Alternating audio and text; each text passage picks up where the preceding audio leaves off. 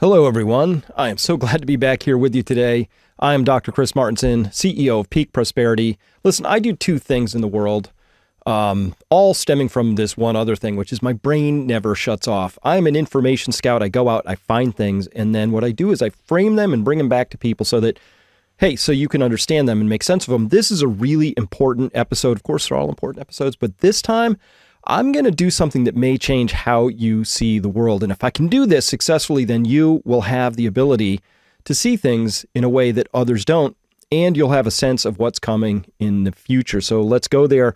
This is about energy, and in particular, what I want to do with everybody today is we're going to put on our energy goggles. Okay? Once you see things this way, you put on your energy goggles and you see the role of energy in everything in your life, in your standard of living, in your hopes, your dreams, what's possible in the future, how much you can accomplish, the vacations you can take, everything.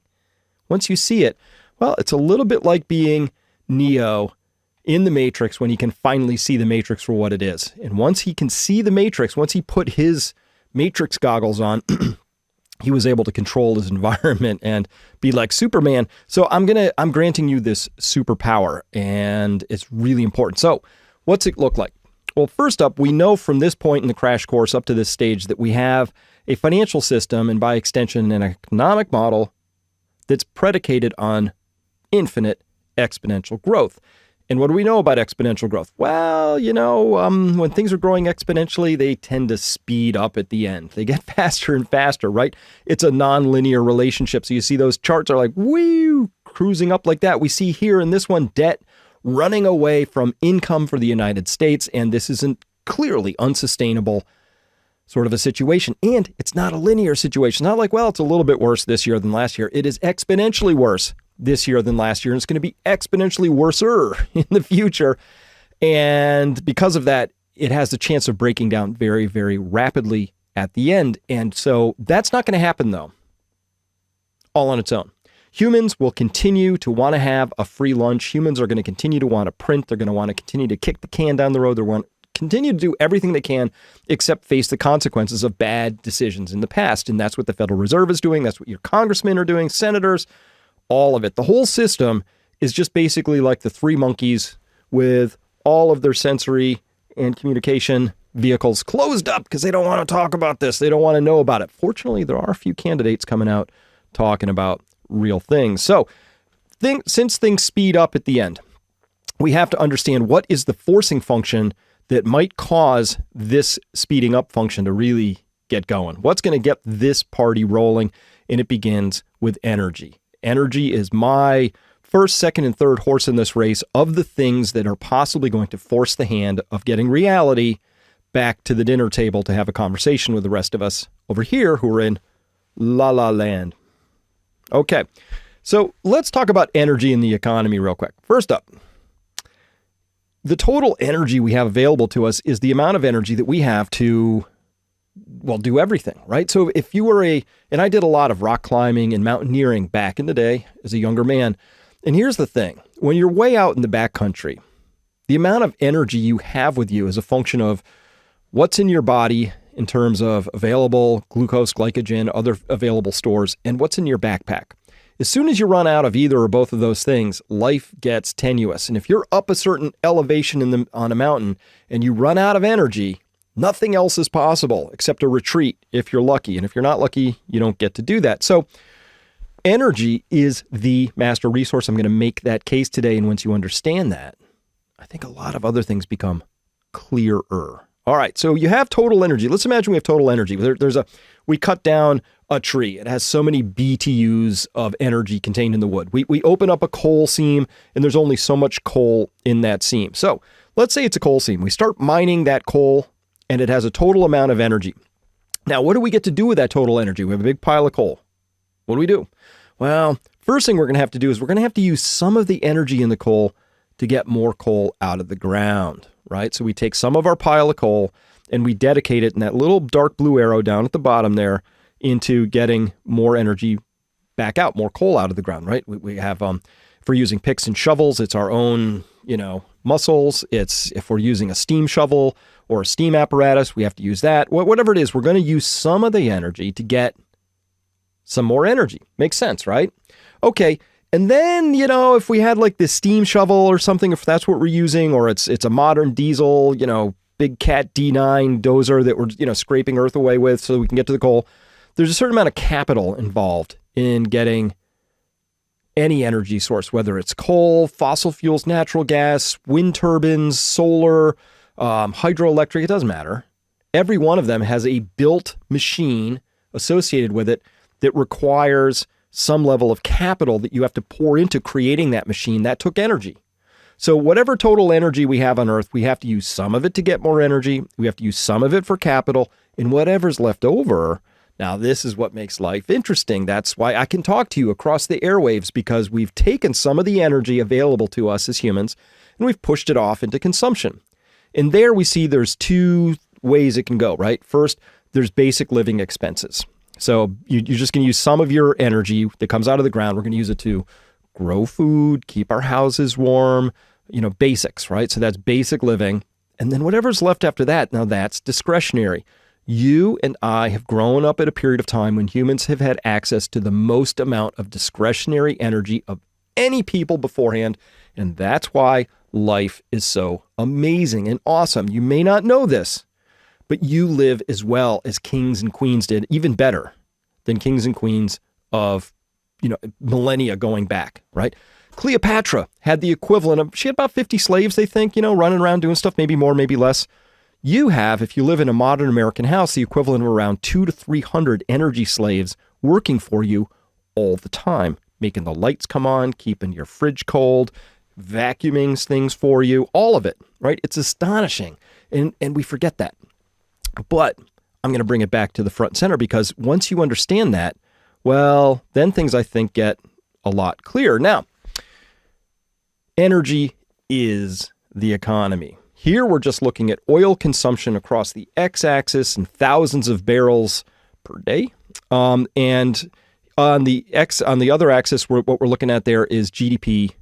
How much was being made? How much GDP came about, right? So y-axis GDP, that's the income. X-axis, thousands of barrels of oil per day. So 60,000 would be 60,000. That's 60 million. So starting in 1975, we can see there was about 55 million barrels of oil being burned on a daily basis across the whole world. This is a global thing. And we see that if we look at that 1975 dot, there was like 6, 7 trillion, maybe, we'll round up. We'll call it $10 trillion of GDP. And every one of those dots is a year. And as we go along, what we see here is there's this extraordinary correlation, and it's a straight line. That if you want to have more economy, if the more GDP requires more oil to be burned, right? It's not just correlative, it's a causative thing. You can't have a larger GDP without oil. And I'm going to make that case for you. And we have to look at it on a global basis now. Why? Well, because, Liechtenstein probably has a very high GDP compared to its oil consumption. But it outsources a lot of its oil consumption patterns to other external sources who are doing the manufacturing and shipping and distribution, all that for the things that Liechtenstein is consuming. So we have to look at this on a global basis. So when we do that, we got a R squared of 0.9, right? So it's like 0.932, right? That says that if you want to know how much economy there is in the world at any given moment, if you tell me the amount of oil that's being burned, I'm going to give you an answer that is 93% correct. Right? 93% explanatory power, using some liberties with how that R squared is actually interpreted. But that's close. It's a reasonable interpretation. Like most of the explanatory function for how much economy you have lies in the amount of oil that's being burned. And let me show you why. We got to go through this. By the way, another way we could look at this, different way, flipping it, GDP this time, GDP up the y-axis, but oil consumption across the x-axis there. And this time, this is just from 2017. Every dot is a country. And here what we've done is we've taken, not we, but this is Art Berman's work out of Labyrinth Consulting. You can see the credit down there. I credit everybody always. GDP is proportional to oil consumption. So every blue dot is a country. You take a snapshot and you say, hey, how much oil did you burn and how big was your GDP? Again, this really tight relationship at the country level. So this prior one, this says, hey, if we look across the whole world, That's what we see. And when we look at it, and this is over time, this starts from 1975, comes to 2021, and this is asking the question in any given year, in this case 2017, how much oil consumption and how much GDP? Look at that straight line. This is one of the tightest, most robust economic charts I have. This is an extraordinary correlation here between GDP and oil consumption. And of course there is. Of course there is. And I'm going to make that case for you in just a second. Now, this is total energy consumption across the whole world, across time, starting in 1800, way on the left. This is Vaclav Smil's work, and Our World in Data did a great job presenting this and making this chart easy to understand. On the very, very bottom, that red thing that starts in 1800 and sort of doesn't change through 2019 there, that's traditional biomass. It's like wood, coal, peat, dung, right? Biomass, just stuff you burn. People have been burning stuff for a long time. Someday we may go back to just burning stuff. The next thing, the gray, is that's coal. And then you can see the contribution of coal over time. The next blob wedge is oil. That's in that bluish color. Then purple is gas. Red is nuclear. Next is that light bluish aqua color, which is hydropower. And then solar, modern biofuels, and other renewables and wind and all of that are those little smears right at the very top.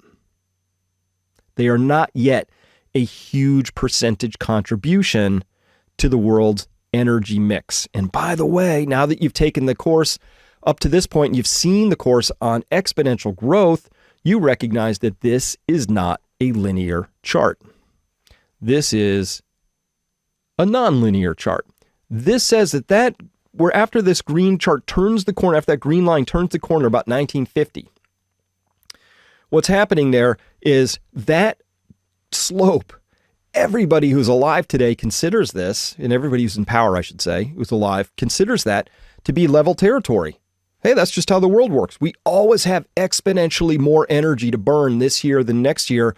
And in the next chapter, we're going to discuss, is that true? Is it possible for us humans to get more and more and more energy out of the world forever? And the answer, spoiler alert, no, it's a finite resource. Eventually you run out. Oh, well, what's the plan, Chris, for what we're going to do when it begins to run out? I wish I could tell you we had a plan, at least in the West. China seems to have a plan. Europe, US, not so much. It's just the plan is this is going to carry on as is without an interruption. All right. So that's a really astonishing thing. If you could totally just grasp this chart, everything becomes clear. Now, you know what happens when I get on a plane, right? And this is a 777 plane interior here. A lot of people, you get on the plane and it's a hassle, and there's this like long lines and there's crabby people and babies crying and the dude next to you is coughing mysteriously without like covering up. It's just But in fact, the whole idea that you can get in a silver tube and this thing has 3 million parts or more than 1 million. I don't know what the actual number is in a 777, but it has a lot of different parts, and every one of those parts has to be working, and the engines spool up and this roar happens, and next thing you know, you're in the air and you are whisking along. More than kings and queens of the past. Cleopatra never had this capability. King Henry VII did not have this capability. You do. That means you have access to services and features due to energy that you didn't, that kings didn't have. So you're living beyond kings. It's amazing. I have gratitude for that. In fact, I'm that guy.